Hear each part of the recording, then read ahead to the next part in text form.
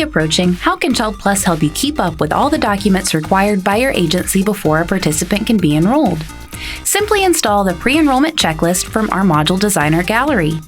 Go to Setup, Module Setup, Module Designer, install pre-made modules from the gallery. Locate the Pre-Enrollment Checklist and click Install. To add or edit fields within the module, click the Fields tab and make any necessary changes.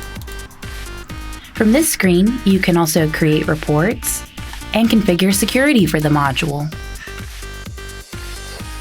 Go to Services, find a participant, and click into the Enrollment module to view your newly created custom module.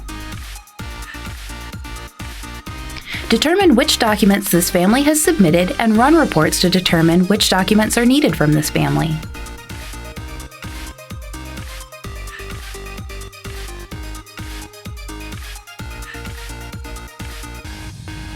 Be on the lookout for the next #CPSmart video.